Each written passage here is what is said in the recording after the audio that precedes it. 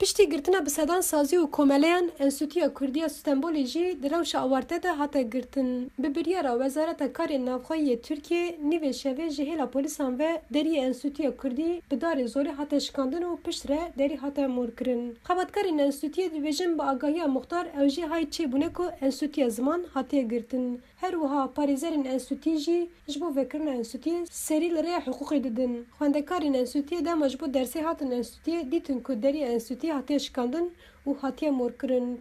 Li ser vê yekê xwendekarên Enstitûyê ji bo piştgiriyê demek li Enstitûyê man. Di nava xwendekarên Enstitûyê de xwendekarên Tirk û biyanî jî hene. Ez ji California, San Francisco, California me. Adibir dixwin ji bo şeş me berê îro.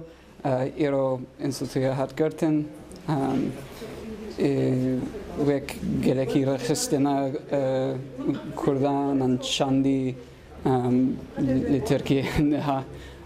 Li wir navên de çandî navên de zimanê bû û niha hat girt. Ez pir xemgîn e.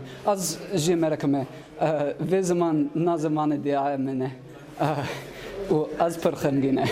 Her wiha Enstitûya Kurdiya Stenbolê yekemîn komeleya zimanê ku li Tirkiyeyê hatibû vekirin û li hember pişaftina zimanê Kurdî xebatên xwe dikir. Gelek kesên ku ji herêmên Kurda dihatin Stenbolê ji bo ziman diçûn Enstitûya Kurdî. Xwendekara Enstitûyê Remziye Alparslan jî dibêje ez çiqas Kurd bim jî hişmendiya min ne Kurdî bû. Remziye bi berdewamî dibêje ez bi Enstitûya Zimanê Kurdî hay ji kurdiyetiya xwe û zimanê xwe çêbûm. û Enstitû bû mala min bi rastî jî. Yani ez hînî zimanê xwe bûm îfade kirina Kurdî pêşve bir. Heta asta mamostetiyê jî perwerdeya xwe min li vir berdewam kir. Ji rêveberiya Enstitûya Kurdiya Stenbolê Semra Ecer qala girtina Enstitûyê dike û dibêje Madem tiştek wisa tê kirin, lazima ji bo hani vedere serokekî vedere heye, rêveberiyekî vedere heye, gora kanûna devleta Tirkiye lazima berî bê tebliğ kirin. Ha em bêjin hani dibe ku di demeka zû da lêz û bez ve hat dibe girtin.